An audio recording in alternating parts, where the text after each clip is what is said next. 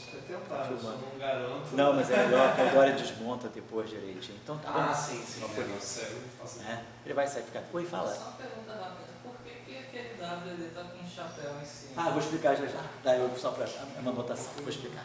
Então vamos começar. Então a gente estava trabalhando, quer dizer, a gente na aula passada teve inclusive várias discussões sobre assim, o encaminhamento desse modelo. Esse modelo foi muito importante nos anos 60, né? E só se consolidou mesmo depois, quando apareceu a teoria eletrofraca, que conseguiu dar uma ajeitada na discussão do spin, né? Dos bósons vetoriais carregados, né? Formando, interagindo com os fótons. Quer dizer, essa eletrodinâmica que a gente chama de QED, de bósons vetoriais carregados, né? Então ela acabou sendo resolvida mesmo quando saiu a teoria eletrofraca e quando emergiram os bósons W+, e W- a partir, né, da simetria SO2. Só queria, então só a primeira coisa, chamar a atenção aqui, esse chapéu é só para dizer que é o W' construído com, quer dizer, a gente tem o W' usual, o field strength do W, que é dmi, a derivada usual, dmi de WI menos dmi WI. E aí eu estou só colocando esse chapéu para dizer que esse field strength com chapéu é o que é covariante de gauge, é o construído, então, com o acoplamento mínimo. A gente, para poder garantir a invariância de gauge, então, a gente modifica essa definição, né, introduzindo aqui a derivada covariante de gauge. Tanto aqui, quer dizer, aqui também tem a derivada covariante na parte longitudinal, e aqui a gente tem a derivada covariante na parte transversal. Temos o termo de massa. Lembrar que a gente está usando essa definição aqui, quer dizer, a nossa derivada covariante, né, ela está sendo definida desse modo. Mais I é a Mi, e a transformação de gauge no nosso campo, quer dizer, as transformações de gauge são, só para lembrar aqui, né, as transformações de gauge são a linha Mi, menos do Mi alfa, e o nosso W se transforma na fase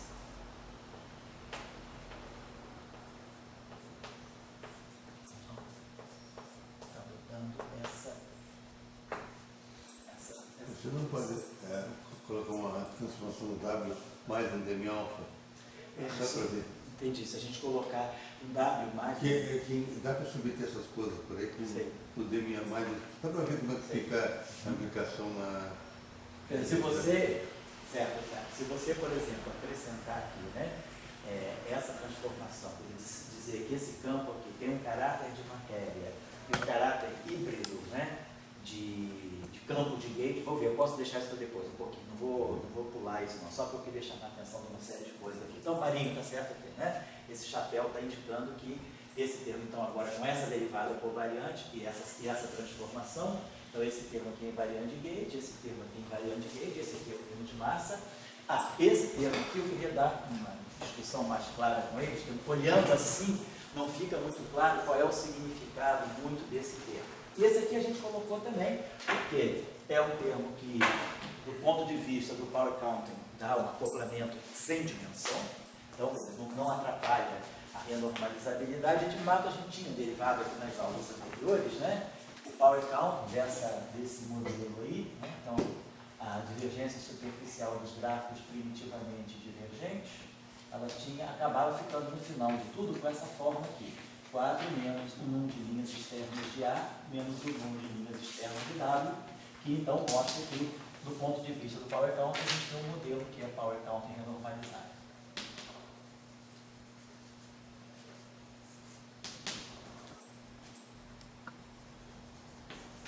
Só para lembrar isso aqui, tinha reduzido isso aqui. Depois, isso só foi possível depois que a gente introduziu esse termo aqui. A gente tinha trabalhado anteriormente, né, com esse termo aqui e esse termo aqui. E ali dava exatamente uma situação tipo proca, dava um propagador, um ímã ultravioleta. Aí a gente introduziu a parte longitudinal, que é possível, porque isso aqui é invariante de gauge, introduzimos esse termo e aí o power counting ficou ok. Essa constante de acoplamento aqui também é uma constante de acoplamento sem dimensão, né? Tem dimensão 2, 3, 4, e essa aqui também é adimensional. Essa aqui também é adimensional. E esse termo aqui é interessante porque ele, aparentemente, olhando assim, ele é um termo de interação eletromagnética, mas com acoplamento não mínimo, né? Porque os acoplamentos mínimos são aqueles que saem da derivada covariante, que são acoplamentos mínimos com os potenciais de gauge, e não com o field strength. Mas só que esse acoplamento aqui, eu não estou mostrando aqui, mas nos nossos cursos anteriores aí, sobretudo da teoria eletrofraca, a gente mostra que esse acoplamento aqui, ele é o 1 não mínimo, mas ele é SO2 mínimo. Só para você lembrar, então, esse acoplamento, vamos colocar aqui, né?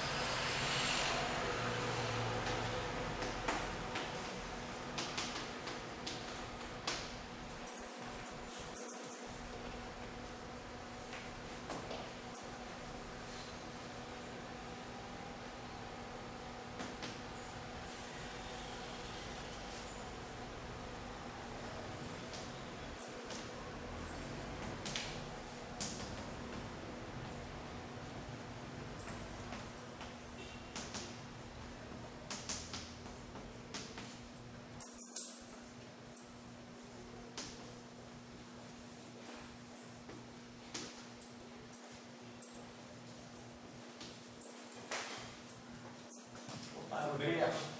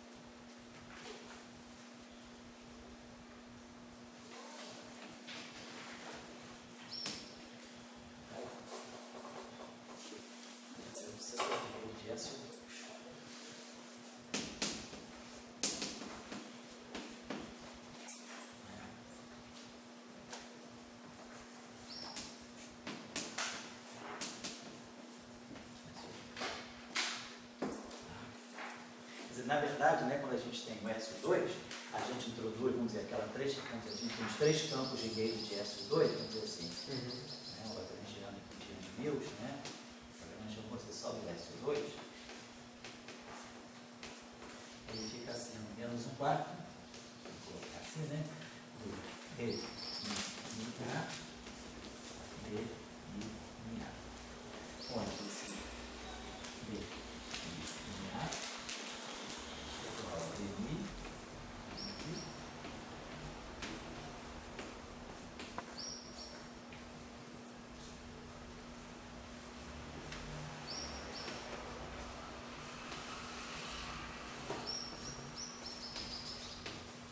quer dizer, claro, ele aparece, né? Quer dizer, esse acoplamento emerge do trivial de algum setor de SO2 após a quebra espontânea de simetria, né? Após a quebra espontânea de simetria realizada pelo Higgs.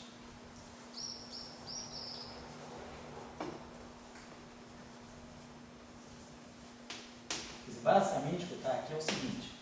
Isso aqui vai me dar delinear. Então, quando eu fizer olhar esse setor de Mills, nós vamos produzir o trivértice e vamos produzir o quadrivértice. Quer dizer, daqui, né, desse setor de SO2, vai sair para nós o BMI, BMA, menos BMI, BMA. A gente vai ter um termo cruzado, que vai ser primeira ordem, vai ser G, aí vai ter essa parte aqui, fazendo o cruzamento com essa, Epsilon ABC,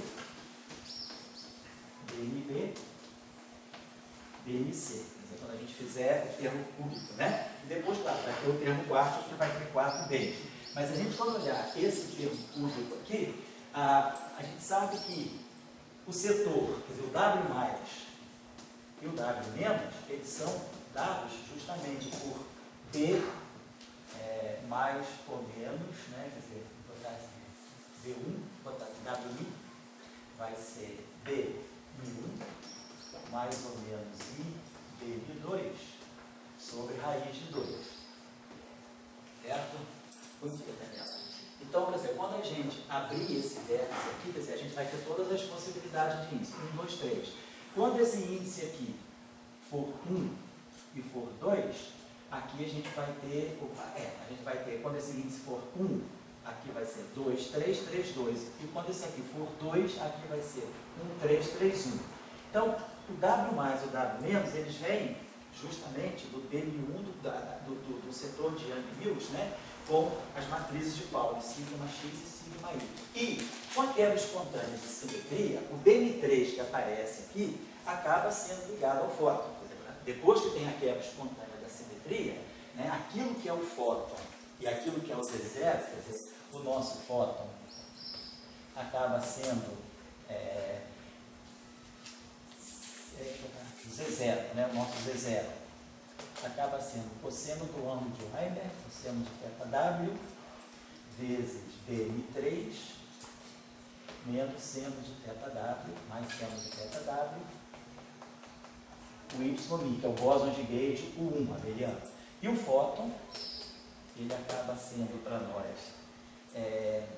menos seno de θW, BM3, mais o cosseno de θW, Y. Então, na verdade, quer dizer, quando a gente escreve, abre esse termo todo aqui, depois da quebra espontânea de simetria, a gente vai ver que essa combinação, quer dizer, a gente vai substituir aqui o BM1 e o BM2, e o BM1 vai ser W+, mais W-, mais IW-. O BM2 vai ser BM1 menos BM2, o BM2 vai ser W+, menos W- sobre 2i. Então, a gente vai reescrever o BM1, o BM2 e o BM3 em função de W+, W-, Z0, e fóton, eu inverto isso aqui. Aí eu vou dizer, o meu BM3 é só inverter essa relação aqui, essa matriz aqui é ortogonal, não tem problema. Então eu inverto essa relação, posso escrever o nosso BM3 aqui como sendo cosseno de θW, ZI, menos seno de θW, fóton. E aqui o nosso YI, bóson de Gauge do 1, ele vai ser seno de θW, ZI, mais cosseno de θW, fóton.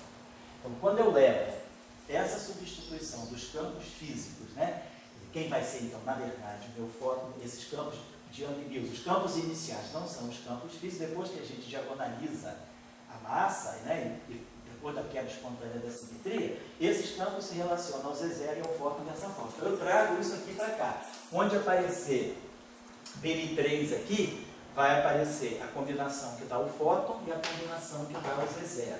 E aonde aparecer BM1 e BM2, vai aparecer o W+, e o W-. Eu vou substituir por W+, e W-, tá? Ou W'.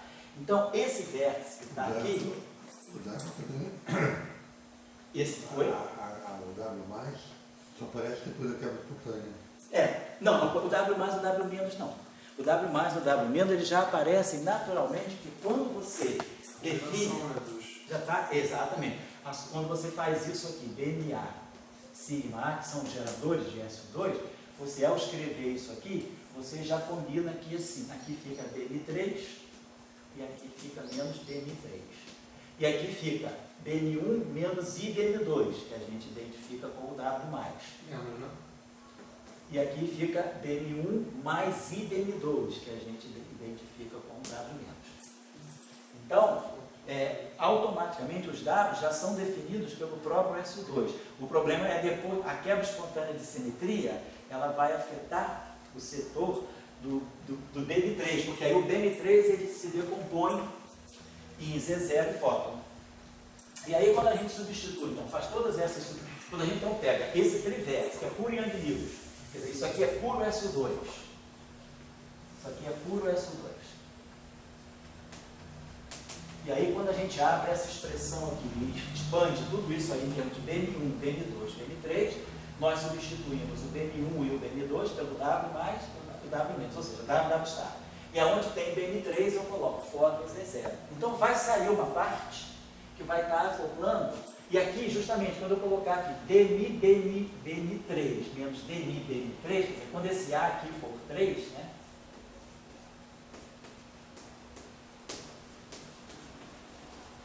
Então, aqui é 3, aqui pode ser 1, 2 ou 2, 1, não importa. Mas a gente vai ter algo desse tipo, BN1, BN2. Quer dizer, para esse setor aqui, vai sobrar o 1 e o 2. E esse setor aqui é o BN3. Daqui vai sair o fóton, que vai aparecer essa combinação aqui, do BN3. Vai aparecer o seno de θW. Então, vai aparecer um seno de θW, que eu fatoro aqui, dmi a mi menos dmi a mi, que é justamente o fóton. E aqui vai aparecer BN1, BN2, vai aparecer o W+, W-, ou W star. Então, é desse pedacinho, exato desse pedacinho aqui, de SO2, que aparece esse termo aqui.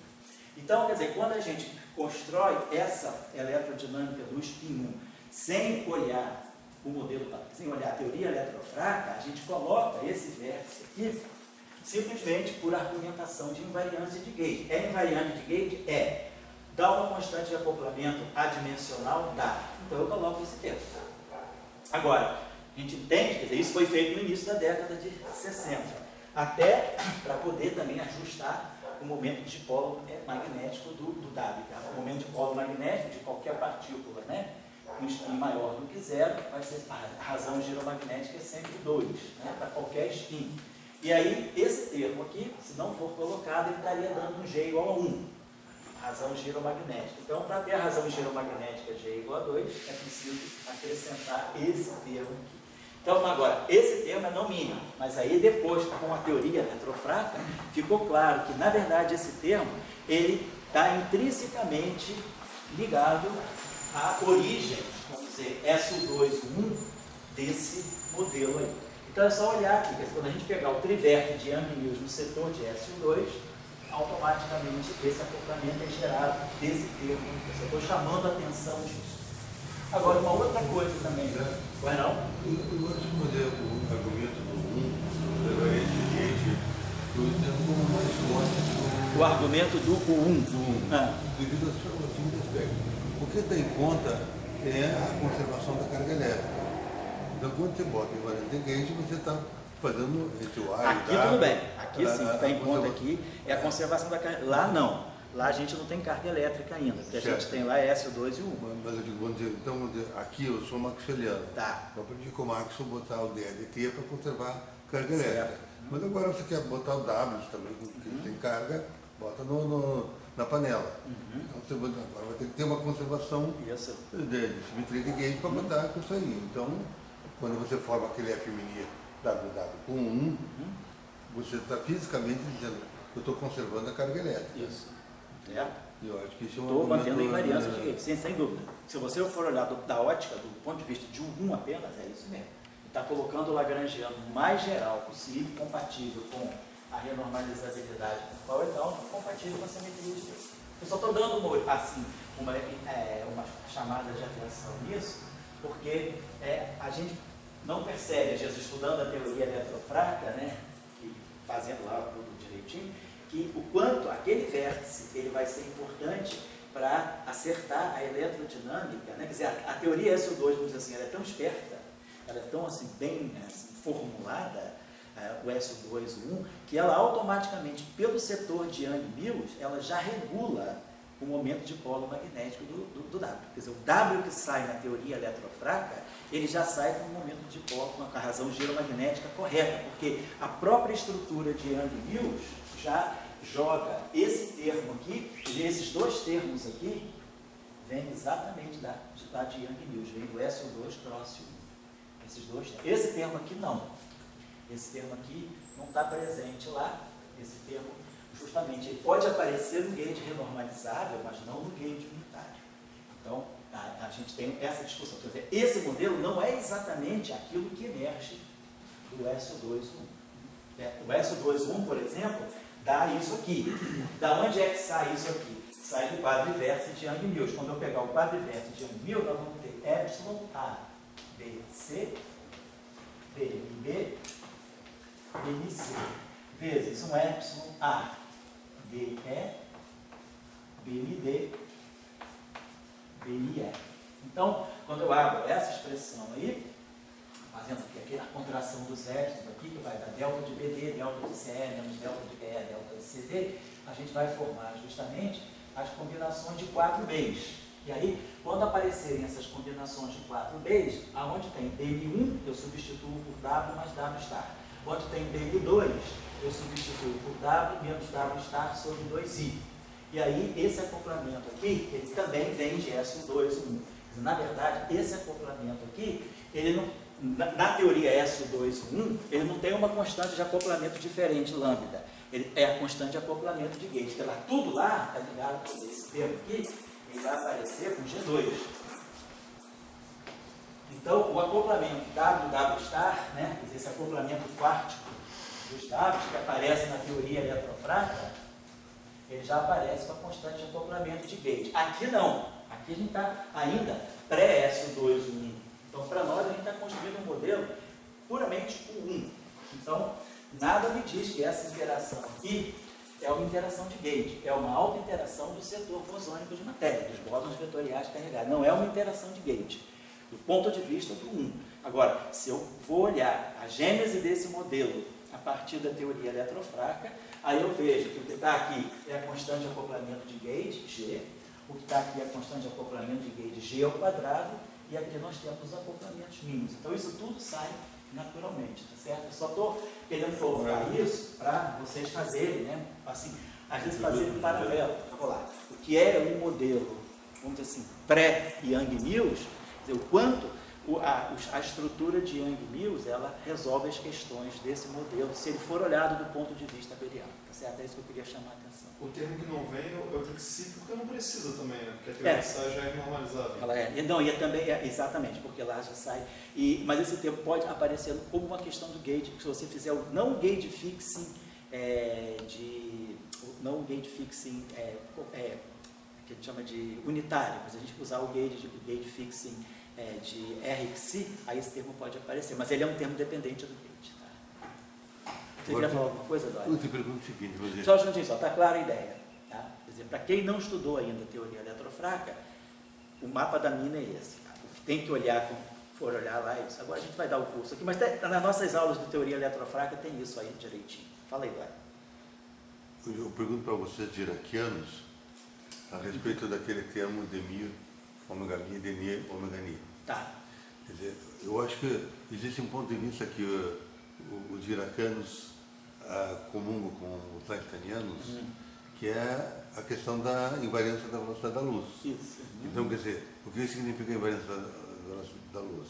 Que você tem que ter spin zero. Sim. Porque o AMI tem spin 1 e tem spin zero. O W também. Não, o W, né? Desculpa o que eu estou falando aí. É o W. Então teria que ter um spin zero. Então, o modelo padrão, como uma tradição, talvez muito que vem da física, corta essa turma de spin zero. Quer dizer, o modelo padrão não tem W com spin zero, não tem Z0 com spin zero, não tem fóton com spin zero. Certo.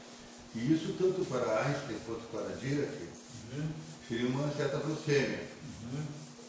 Porque eles são seguidores da invariância da luz. Certo. E a invariância da luz diz, olha, tem que ter spin zero. Olha, por motivos não ter, mas de princípio deveria ter. Sim. Então, quer dizer, eu acho que esse modelo ali, essa Lagrangiana que você escreveu, ela é mais genérica do que a do modelo padrão. Em linha de princípio, sim, ela tem mais, assim, ela descreve o setor núcleo. Longitudinal, né? Você está admitindo um grau longitudinal de verdade. Exatamente, você está admitindo um grau longitudinal. Aqui, a questão também que a gente tem que ver é a seguinte: do ponto de vista da teoria eletrofraca, mesmo se a gente não fizer isso, não é só o longitudinal, tem duas coisas que estão em jogo aqui. Uma coisa é você ter o W mas você tem um campo vetorial. A Glória está falando aqui, você tem um campo vetorial, então esse campo aqui, ele tem um spin 0 e um spin 1. A parte temporal é um escalar GSO3 e a parte vetorial é um vetor GSO3. Então aqui está o spin 0, é o escalar, e aqui está o spin 1, os 3 graus de 2S mais 1, né, igual a 3, e aí o spin é igual a 1. Está aqui. Agora, esse campo aqui, uma vez massivo, esse spin 1, uma vez massivo, ele vai poder ter 3 modos de polarização: projeção mais 1, projeção 0 e a projeção menos 1 do spin.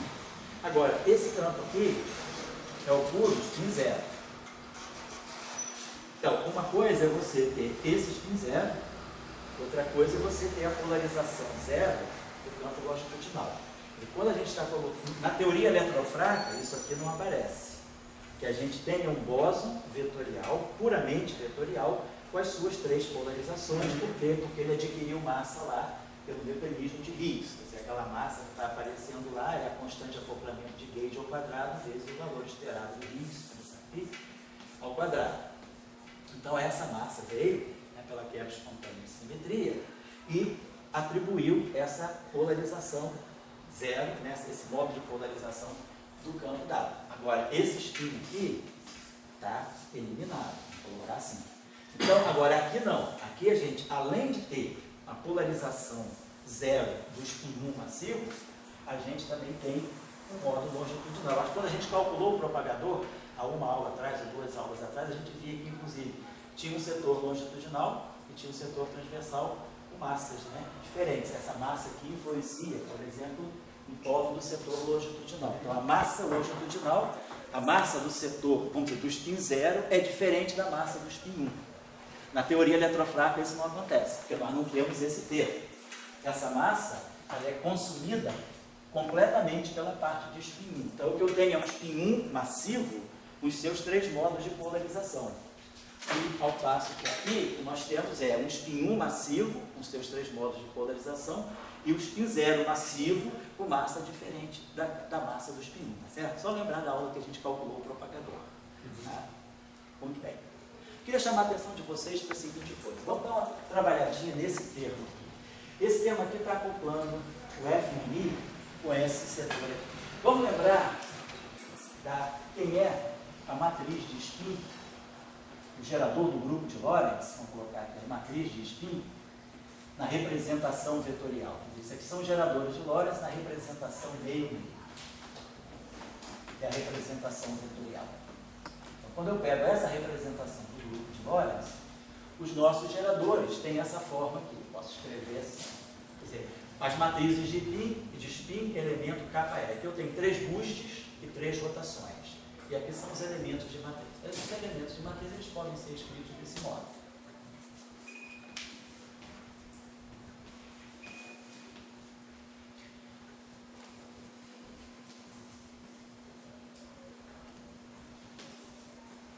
Então, isso aqui é a matriz de spin no caso dos bósons vetoriais. Né? A matriz de spin, no caso do spin meio de Lorentz, né? Se a gente pegasse, por exemplo, a representação do Dirac, né?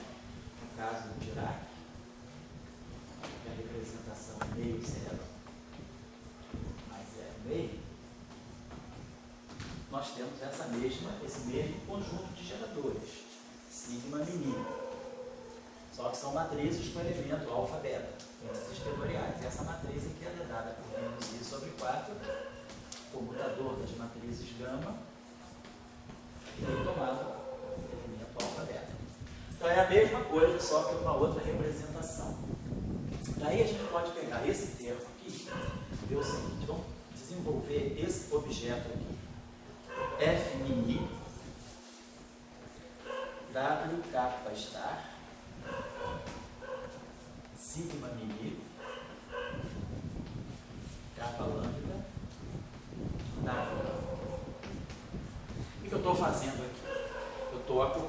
campo eletromagnético ao spin, a matriz de spin do bóson vetorial. E esses campos que aparecem aqui estão aparecendo como ligados aos elementos de matriz. Quer dizer, essa matriz de spin ela conecta esses dois Ws, mas ela se acopla, quer dizer, ela produz o acoplamento dos dois Ws com F mini. Se a gente desenvolver esse termo aqui, vamos colocar aqui, isso aqui é F mini, WK star. E aí a gente tem esse fator aqui, menos I. Vamos desenvolver esse elemento de matriz. Então isso aqui é delta mi kappa, delta mi lambda, menos delta mi lambda, delta mi kappa. E aqui nós temos o W. Se a gente agora trabalha isso aqui, então isso aqui vai dar para nós menos I, F mini. Aí esse primeiro termo aqui vai ficar W mi star, W mi. E o segundo termo vai ficar menos W mi star, esse kappa vai ficar ali, é W mi star, W mi. Então a gente já está vendo que a gente está chegando a uma forma semelhante àquela lá. Agora, vamos pegar esse segundo termo aqui, esse termo vezes esse. Isso aqui esse termo aqui é menos I, blá blá blá, e esse termo aqui é mais I. Segundo termo só, vou pegar F mini, W mi star, W mi. Vamos pegar esse termo, vamos trocar mi por mi. Não vou fazer nada de novo. Vou trocar onde tem mi eu boto mi, onde tem mi eu boto mi. Só estou renomeando índices. E aí eu consigo trazer esse termo quase que para essa forma. Bastando para isso trocar esse sinal aqui. Isso aqui é menos I, F mini. W mi star, W mi. Então eu posso escrever esse termo aqui como sendo menos 2I, F mini, W mi star, W mi. Esse termo aqui, tudo isso aqui, é igual a isso aqui. Então, na verdade, para pagar isso aqui, esse acoplamento aqui poderia ser reescrito da seguinte maneira. F mini, W mi star, W mi vou botar aqui, eu vou dividir isso aqui por menos 2i. Então, quer dizer, a gente vai ter aqui o IG, 1 sobre menos 2i, F mini, WK star, aí a matriz de spin, sigma mini, elemento K lambda, dado lambda. Então aqui vai cancelando esse aqui de baixo, fica menos G sobre 2. Então fica menos, esse acoplamento pode ser escrito desse modo, menos G sobre 2. Então, quer dizer, aparentemente, a gente não vê uma interação de spin aqui. Mas se a gente lembrar de quem é o spin, a gente observa que esse termo, na verdade, por isso que ele é fundamental para o momento de dipolo magnético. Porque esse termo aqui, ele está justamente acoplando o campo F mini com esse matriz de spin. Quer dizer, se eu pegar agora, vamos dizer que eu pegasse o setor espacial, quer dizer, isso aqui vai ficar F0i, sigma 0i, Fi0, sigma e 0. Mas vai ter um termo aqui que vai ser Fij, e aí nós vamos ter WK star, estou pegando um termo, uma parte dessa expansão no espaço de Minkowski. Sigma e J, kappa lambda, W lambda. Então, esse termo aqui, na verdade, então, claro, como esses índices, como esses elementos de matriz, eles são necessariamente deltas, né? Delta de kappa, delta de J lambda, menos delta de lambda, delta de J kappa. Então, necessariamente, para isso aqui não ser zero, esses dois índices também têm que ser espaciais. Porque já aqui já está fixado espacial e o elemento de matriz são sempre deltas. Então, eu posso colocar aqui direto um K latino e um L. E aí aqui vai ficar WK, WL, vai ficar setor espacial. Isso aqui é epsilon, a gente lá da formulação eletromagnética, a gente sabe que no espaço de Minkowski, F de JK é menos epsilon e JK, campo magnético componente K. E aí aqui a gente vai ter WK star. Aqui agora tem que ter cuidado, estou botando K de mar, vou botar K em IJM, DM. Aí aqui eu vou ter WK star, sigma, vou manter isso aqui, sigma e J, sigma e J em cima, né?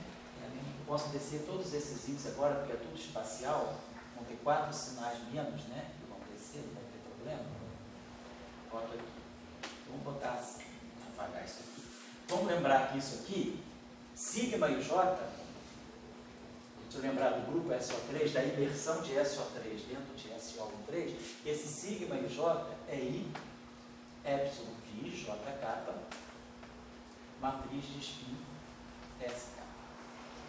Esse aqui é o gerador do plano XY, isso aqui é a rotação em torno do eixo Z, aquela rotação, aquela relação que a gente utiliza. Então, esse sigma e J aqui, eu posso escrever como epsilon I, J, N, matriz de spin SN. Então, nós vamos ter aqui o elemento WK star, matriz de spin SI, elemento KL, e aqui o WL. Então, epsilon JK, epsilon JM, epsilon JN, dá 2 vezes delta de NM. Né? Dá 2 vezes delta de, isso aqui é isso aqui é SM. Então, isso aqui vai dar 2 vezes delta de NM.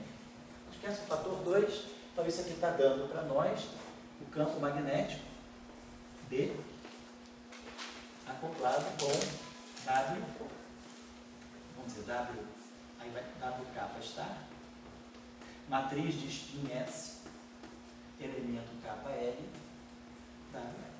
Então, esse acoplamento, que é o acoplamento de Pauli, que é o que a gente chama de acoplamento de Pauli, que liga, na verdade, o momento magnético está aqui, porque isso aqui é a matriz de spin, quer dizer, o momento magnético é a razão giromagnética, né? A carga é H cortado, né? Esqueceu, H cortado é sobre 2N, e aqui é a matriz de spin. Então, isso aqui é o momento de polo magnético. Então, eu posso referir, relacionar o meu S, né, com o momento de polo magnético. Basicamente, essa interação é isso aqui. A menos de fatores, claro, que eu estou colocando, mas ela tem essa estrutura aqui, o elemento KE, a matriz de momento magnético. Então, é a interação, né, do momento magnético com, quer dizer, de polo magnético com um campo magnético externo que eventualmente apareça. Mas o que a gente está dizendo é isso. Esse acoplamento aqui é, então, um acoplamento típico de Pauli.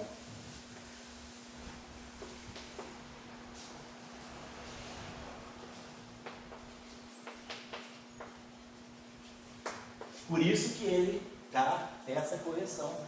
É por isso que ele é importante, ele está ligado ao magnetismo do bóson vetorial.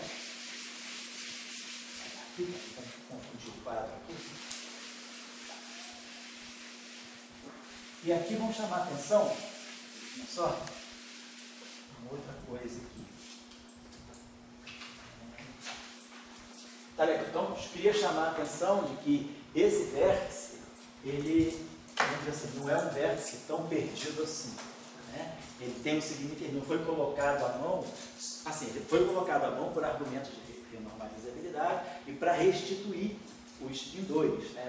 o G igual a 2, desculpa, da partícula vetorial. Mas acabando, a gente consegue ver porque que realmente esse termo aqui está implícita aqui, escondida aqui dentro desse bilinear, uma matriz de spin, e justamente os índices da matriz de spin estão acoplados imediatamente com o campo eletromagnético. Aqui não fica muito óbvio, porque a gente está vendo o acoplamento dos campos com o FMI, mas dessa forma fica mais óbvio, porque a gente vê que, na verdade, é realmente o spin do bóson que está acoplando com o campo eletromagnético. Certo? Queria chamar a atenção desse fato que não é imediato, é fácil, mas não é imediato. A parte do campo elétrico. A parte do campo elétrico está ligada aí também. Só que o campo elétrico, quando a gente quiser olhar a parte do campo elétrico, vai ser basicamente isso aqui, F0I, aí nós vamos ter aqui WK, tá? Que é o kappa grego mesmo ainda, né? Sigma 0I, KL, kappa lambda, W lambda. Tá certo. Então, esse carinha aqui, ele vai... Então a gente vai... Como isso aqui é um índice temporal e um índice espacial, o único jeito disso aqui contribuir, se os dois índices forem espaciais, sempre, eu vou sempre produzir um delta zero, delta tempo-espaço, que vai ser zero. Então também a única saída aqui é ter um índice temporal e um índice espacial. Então aqui vai ser um índice temporal e um índice espacial. Vamos colocar assim. Aqui já tem I, né? Então vou botar aqui um zero capa. E aí eu posso botar assim, zero L. Aí eu vou chamar. Então quer dizer, como isso aqui é zero, isso aqui, aí eu vou produzir delta 0, 0, delta de L, menos delta de 0, L, delta de 0, que é zero. Então o único termo que vai sobreviver daqui vai ser o menos I, delta 0, 0, delta de IL. Esse termo sobrevive. E aí ele vai nos dar aqui essa matriz aqui, e a gente vai ter aqui W0, por exemplo, e aqui L. Então essa é a estrutura que sai da parte que envolve o campo elétrico. Muito bem, o campo elétrico está aqui. Isso aqui é o campo elétrico, componente I do campo elétrico sobre C. Nós estamos fazendo C igual a 1. Então, é a parte C. Aqui eu tenho W0.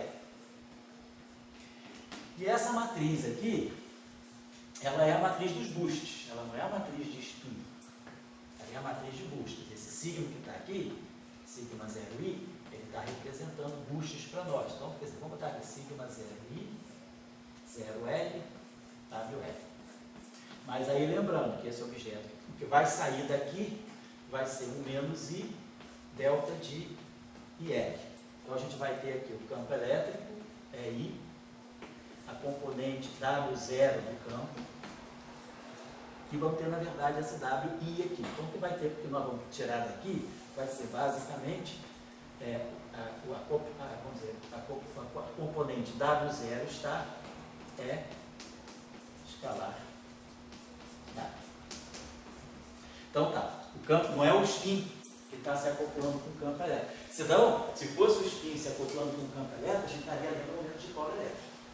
Então, o acoplamento mínimo, ele não está dando um momento de polo elétrico, ele está dando um acoplamento sim, esse acoplamento com o campo elétrico. Mas isso não é o dipolo elétrico, porque o dipolo elétrico, ele também tem que ser proporcional ao spin. Tanto o dipolo magnético como o dipolo elétrico, eles são proporcionais ao spin. Então, não apareceu a matriz de spin aí. Mas aqui também tem uma outra coisa, que é, essa aqui é a componente temporal do campo. Se o campo W é massivo, né, essa componente, ela é supressa. Ela é de ordem V sobre C dessa componente aqui. Né? Então, a gente sabe lá do campo vetorial massivo, né, quando a gente tem aquela condição subsidiária, né, dmi, WI, essa condição equivale, dmi, WI igual a zero, no espaço dos momenta, isso aqui é capa 0, W0, mais capa, menos capa, escalar capa. A gente olhar isso aqui no espaço de Fourier. E aí a gente sabe que essa componente aqui, ela vai ser W0, né? Ela é da ordem de capa sobre capa 0, que é a frequência, escalar capa. Mas a frequência é a energia e capa é o momento. Então fica da ordem de P sobre E. Mas P sobre E a gente sabe, né? PC, não esquece o C, né? P sobre E é igual a velocidade V sobre C. Quer dizer, tem essa relação da relatividade. PC sobre E, V sobre C. C para nós é igual a 1.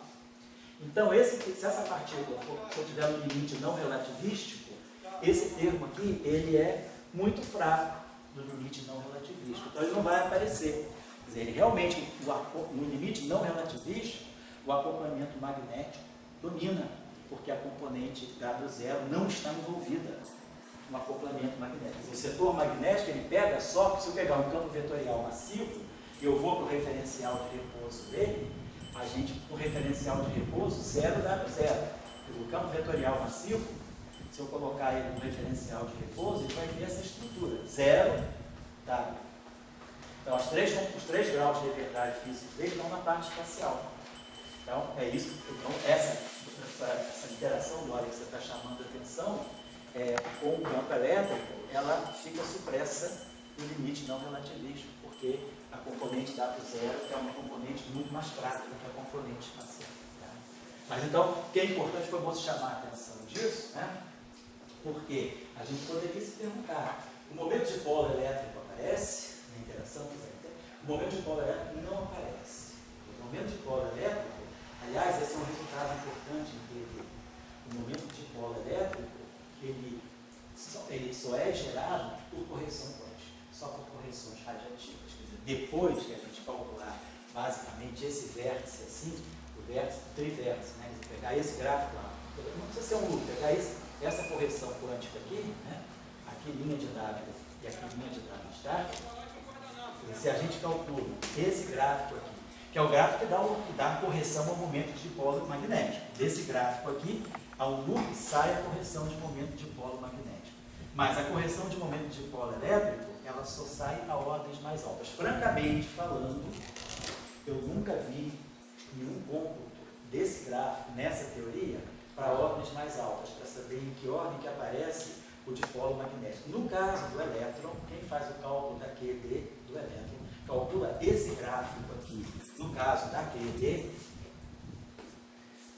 e vai computar o momento de dipolo elétrico do elétron, deveria sair daí, não sai. Na QED, o momento de dipolo elétrico do elétron é zero.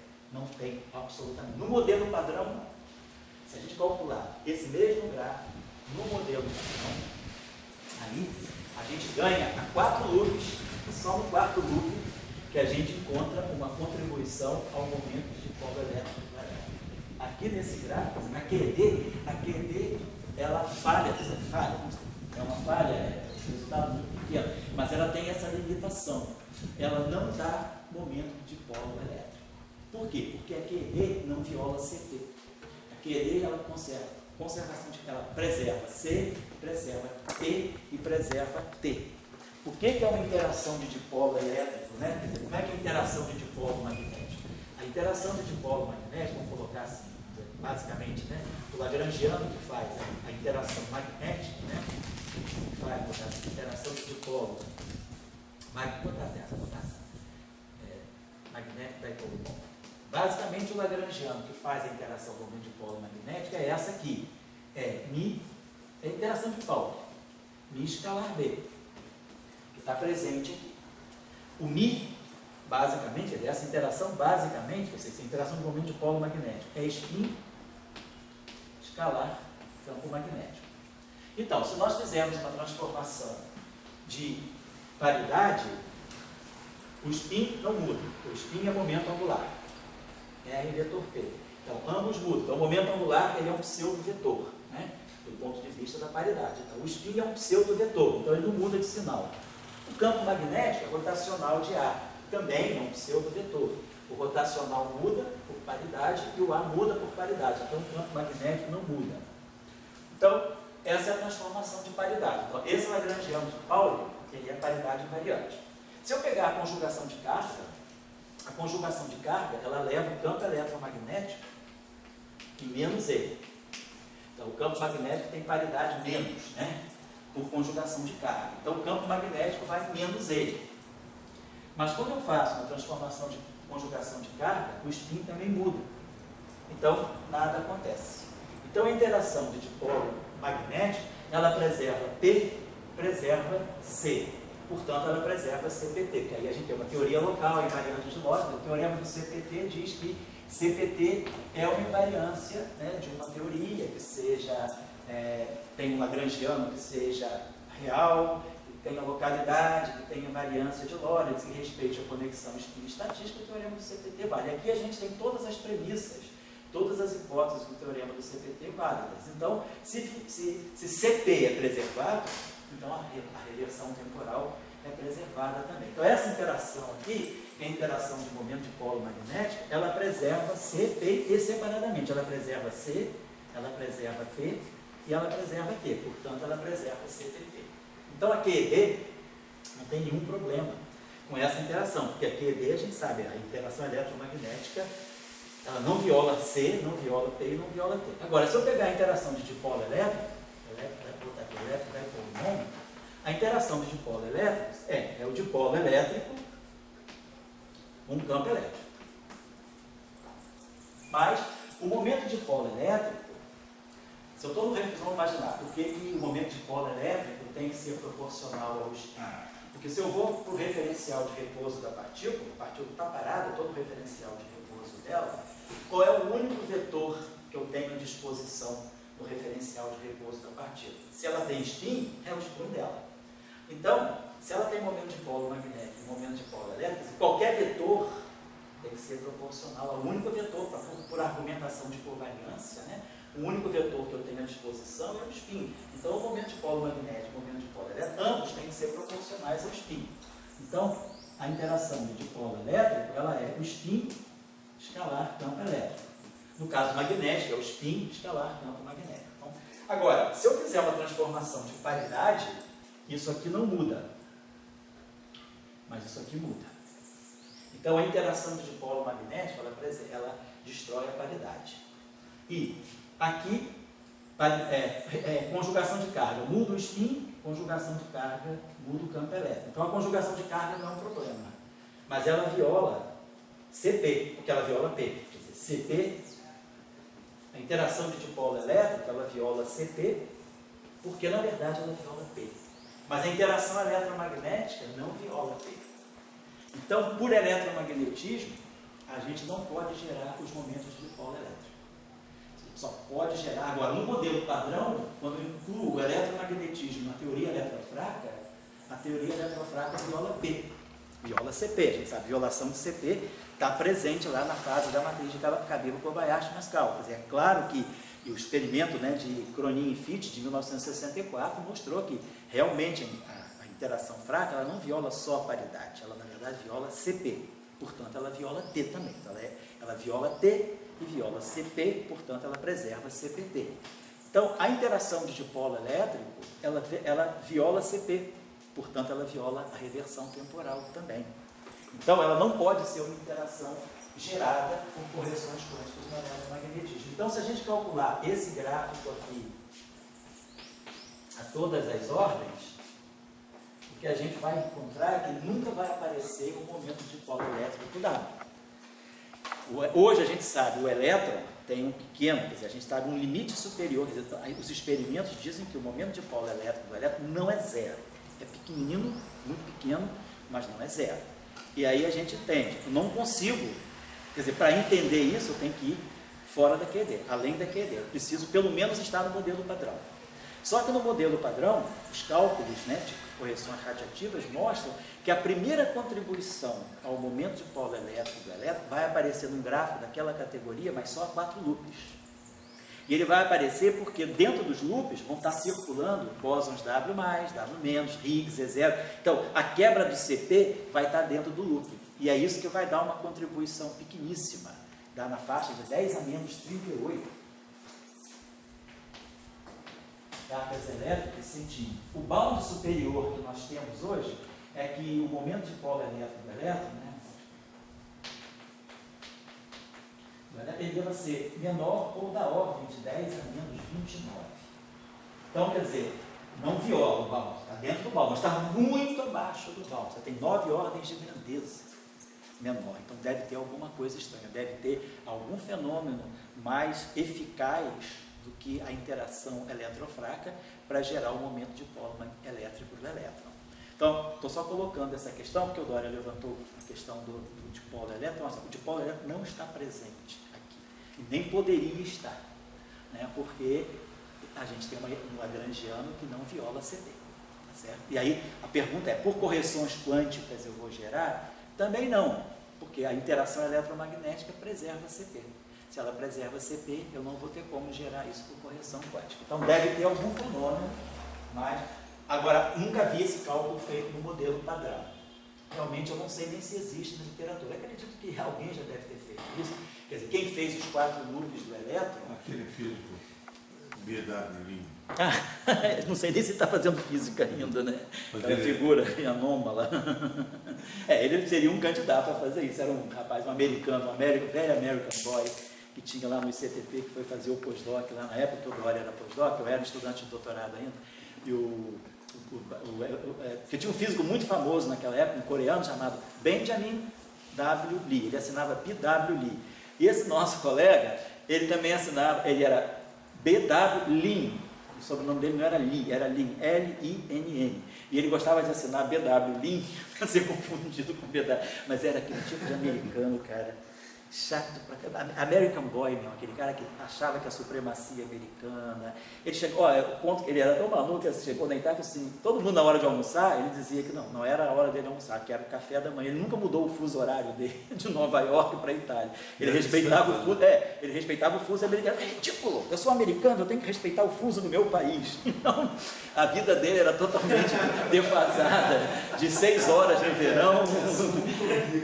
Olha só, essa figura. E ele adorava fazer cálculos de correção radiativa. A expertise dele era cálculo de 2 loops. Tem até um proceeding de Trieste de 85, que era Radiative Correction to the SO2 Cross C1 Theory. Ele organizou esse workshop em 85 e depois fez os proceedings, que era... Então ele convidou todo mundo que calculava 2 loops, 3 loops no modelo padrão. Mas eu nunca vi nenhum cálculo. Se alguém pode ter feito, foi ele, né? Não sei. Mas eu nunca vi nenhum cálculo que dê a correção do momento de polo elétrico do W. A gente sabe os cálculos que dão o momento de polo magnético do W. Isso aí tem uma série de trabalhos que dão os valores, né? Os valores, quer dizer, o G-2, né, do W. O G-2 do elétron é conhecido, do mu é conhecido e do W também, tanto do ponto de vista teórico, e o LHC tem dado resultados sobre bounds experimentais, o G-2 do W. Mas eu nunca vi um cálculo teórico do momento de polo elétrico do W. A gente conhece para o elétron, conhece para o mu.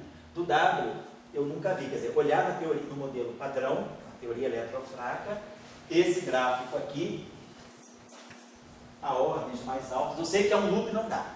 Isso eu sei calcular. Quer dizer, esse gráfico é bem conhecido, é um loop, e é um loop que ele dá é o momento de polo magnético. Ele corrige o momento de polo magnético e dá um valor G menos 2. Quer dizer, o valor, sem teoria quântica de campo, seria G igual a 2. Na mecânica quântica relativista é G igual a 2.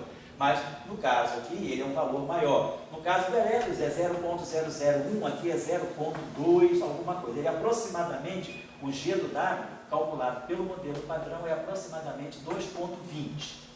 Então, aqui são as correções devidas são as correções quânticas, são as correções de um loop, 2 loops, etc. Então, aqui, nesse 2,20, nesse ponto 20 aqui, mais ou menos, né? Agora, eu nunca vi nenhum... Um loop não aparece de polo elétrico. Agora, eu nunca vi esse cálculo a 2 loops, a 3, não sei se a 4 loops aparece. Eu vou fazer uma pesquisa na literatura para ver se tem algum resultado sobre... Essa é uma coisa boa, eu não tinha assim, refletido muito sobre essa questão. Quer dizer, olhar o momento de polo elétrico do W, para ver em que ordem isso aqui pode aparecer. No caso do elétron, né, a gente sabe, no caso de polo elétrico do elétron, isso aqui aparece a 4 loops. Quer dizer, 4 loops, né, no modelo padrão, na teoria eletrofraca.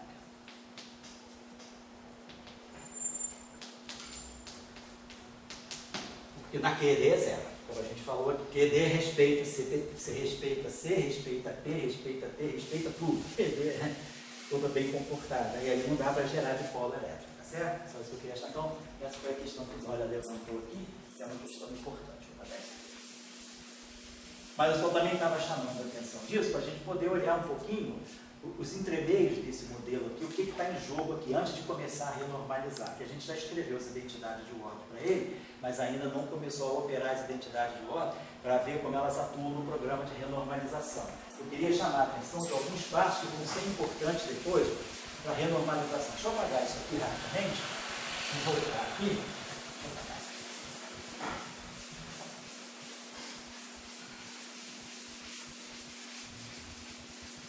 Se ele tivesse uma contribuição dual... Oi?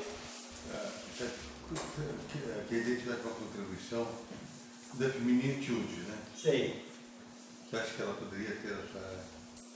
Quer dizer, você não tem nenhuma evidência de violação de C, de P na QED. Nós não temos evidência assim, na QED diretamente. Claro, quem estuda quebra da simetria de Lorentz, o pessoal, né, que estuda tipo o grupo lá do Costellet. Oi? Pois é, a QED axiônica. Quando você introduz a QED axiônica, você coloca aqui FF2. Então isso aqui viola C. Se esse campo aqui for um campo axiônico, isso aqui é um pseudo-escalar, então isso aqui conserva a paridade. Porque isso aqui viola a paridade.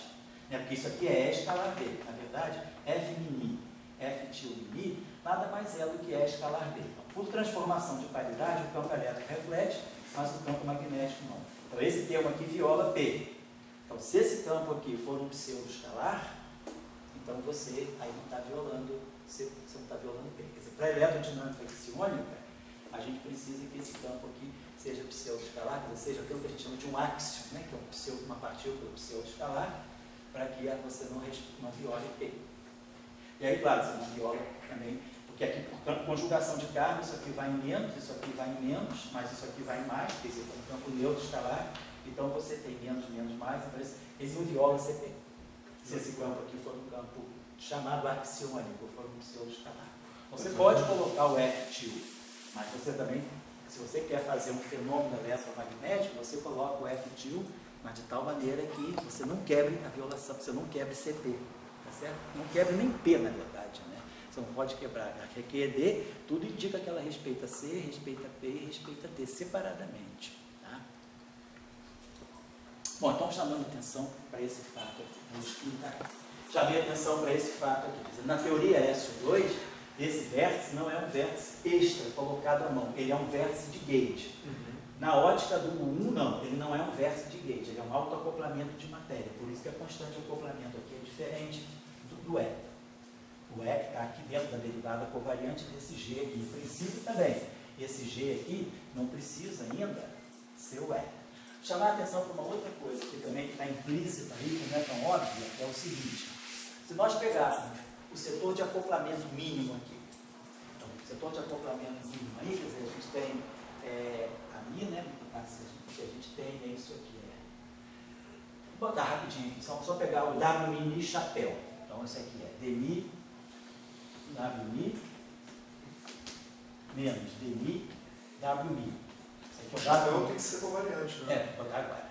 Completar aqui. Aí ele vai ter aqui menos I, a Mi, W mi está. E vai ter aqui mais I, a Mi, W mi está. Então, isso aqui é o W mini chapéu, né? Está, né? Do que tudo está, né? Então tá. Então se ele é conjugado aqui, fica menos e aqui fica mais. Tá? E o outro é o W mini chapéu. Deixa eu botar aqui, tá? Dmi, W mi.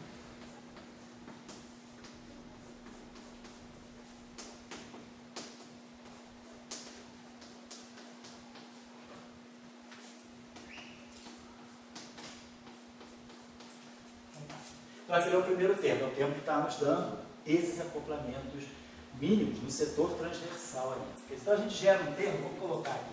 Esse aqui é o nosso W mini sem chapéu. É o nosso W mini está sem chapéu. Isso aqui só para chamar a atenção de novo da notação. Isso aqui é o W mini chapéu está. E isso aqui é o W chapéu mini.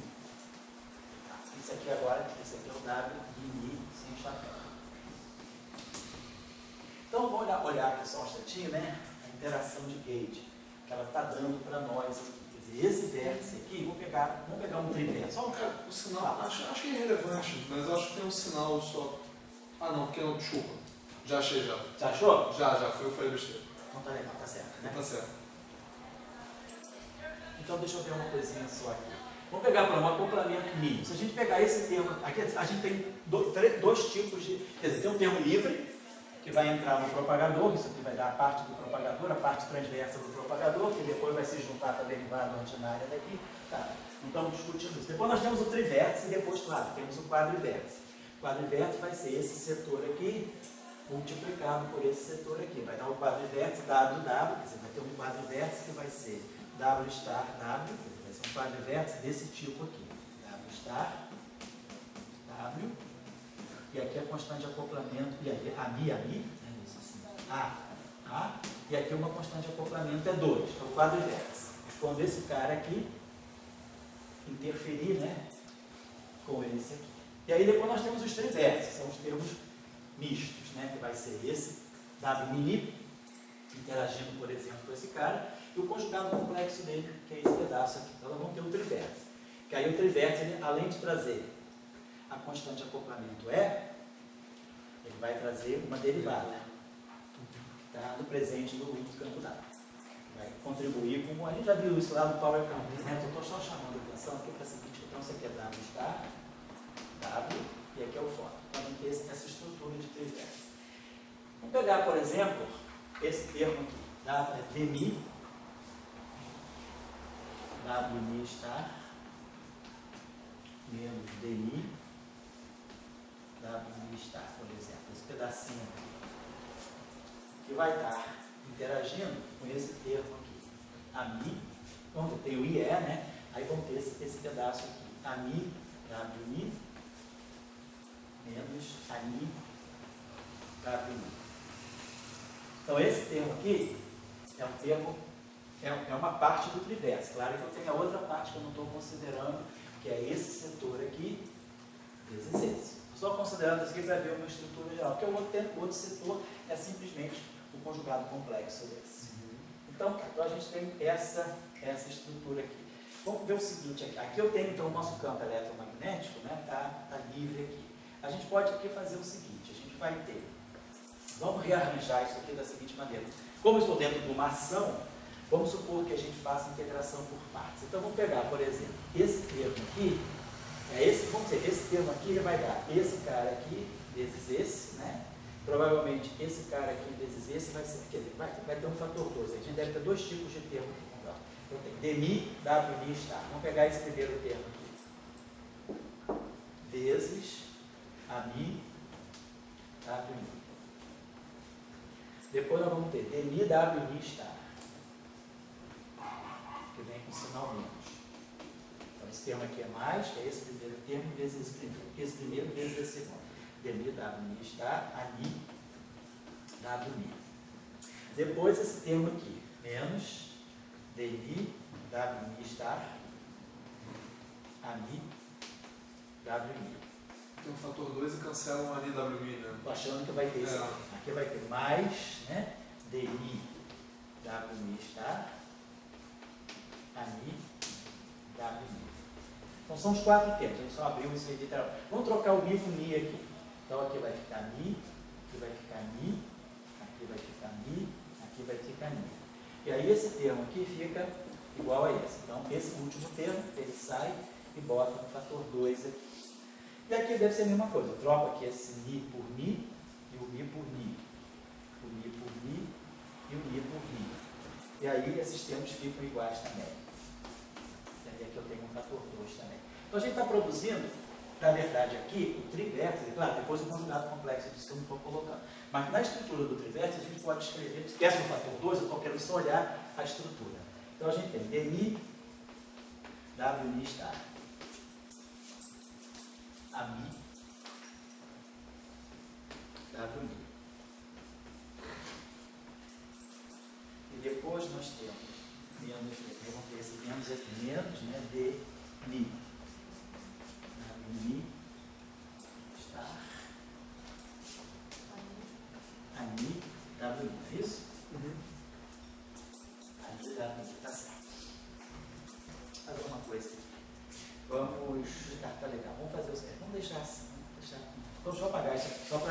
Estou só mexendo então no trivértice de gauge. Então, isso aqui, vamos ver. Basicamente, vou apagar isso aqui. Colocar aqui. Então, nós estamos só dando uma olhadinha no trivértice de gauge. O trivértice, a parte que é o trivértice de gauge no setor transverso. Transverso. Depois a gente vai olhar o trivértice de gauge no setor longitudinal. Então, se a gente olhar o trivértice de gauge no setor transverso, sobraram esses dois termos para nós. E aí a gente pode, nesse termo aqui, fazer integração por partes. Isso aqui está dentro de uma ação. Então eu posso jogar essa derivada para cá, posso jogar essa derivada para cá. Então eu vou produzir dois tipos de termo a partir daqui. Desse termo aqui, por integrações parciais, né?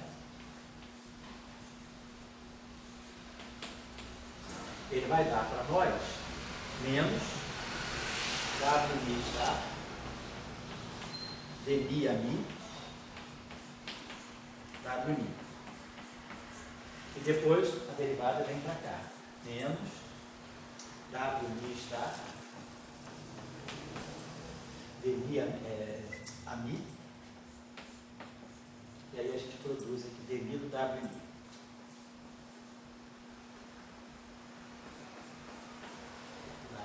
Fazer o seguinte, vou botar esse WMI para cima e esse WMI para baixo, para ficar mais fácil. Que tal que tá legal. Então, aqui me deu duas integrações por parte. Aqui também vai me dar duas integrações por parte. Então, agora só que o sinal é menos. Então, aqui vai aparecer o mais, né? WMI está. E aí vamos produzir aqui um DMI a mi. E aqui um WMI. Então, vamos botar esses dois aqui embaixo e vamos trazer esse aqui para cima. E depois ele vai me produzir mais também, porque tem esse menos global. Aí vai trazer WMI estar mi.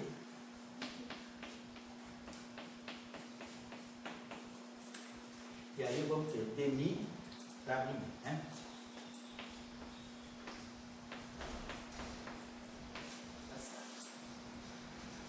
Beleza, agora isso aí é o termo sem o conjugado complexo. Então a gente produziu aqui, se a gente olhar agora, só pegar o conjugado complexo, o conjugado complexo tem esse menos i aqui. Então o que a gente vai produzir, se a gente pegar agora o outro vértice, somando, né, o conjugado complexo, e lembrando que nós temos esse i aqui, a gente vai produzir. Então, aqui esse termo aqui está me dando o DMI a mi. Esse termo aqui está me dando DMI WMI, tá certo? Tá? Mas eu tenho liberado. O que eu quero chamar a atenção para esse vértice aqui? Então, se eu pegar esse trivértice aqui e somar o conjugado complexo que vem da outra parte, como tem um i, vai ter um sinal menos. Né? Isso aqui está aparecendo que é real, porque não tem o i. Eu não botei o i aqui na frente de tudo, mas tem o i. Se eu jogar o conjugado complexo, vai aparecer menos i. Então, quando eu jogar o conjugado complexo, né, levando em conta o i,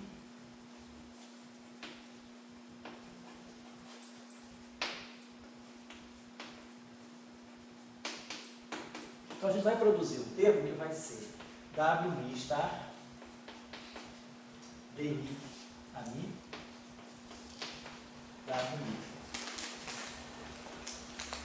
E vai vir com o sinal menos. Então, esse trivértice, ele contém uma interação, quer dizer, na verdade, a gente está dizendo o seguinte, ele vai sair do trivértice, então o trivértice... Em um lugar aqui. Vai ficar... Não, primeiro um segundo, né? Só para não... Vai ficar aqui menos, DMI, WMI, né? WMI. Está errado, né? Aqui é I, né?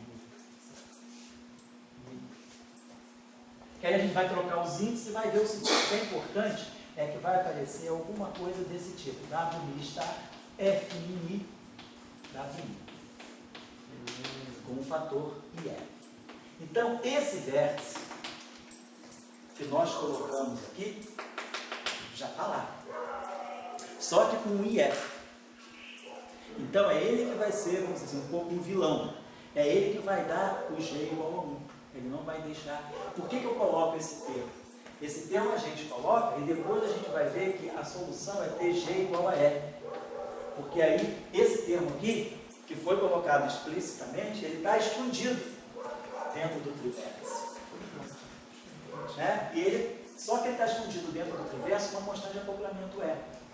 E aí, se a gente fizer fizer a expansão, quer dizer, o que a gente pode fazer aqui, é a expansão de Gordon da corrente eletromagnética. Aliás, eu estou fazendo isso no curso com vocês, né? Quer dizer, quem quiser dar uma olhada, né, da decomposição de Gordon da corrente do bóson vetorial, da corrente eletromagnética do bóson vetorial, a aula que eu dei ontem, a aula 14 ou 15 de eletromagnetismo, a gente tratou dessa questão. E aí, fazendo a decomposição de Gordon, a gente vê que esse termo aqui vai dar exatamente o momento de polo magnético. E aí ele vai dar o G igual a 1. Quando a gente colocou aquele termo lá, a gente colocou para ele corrigir o G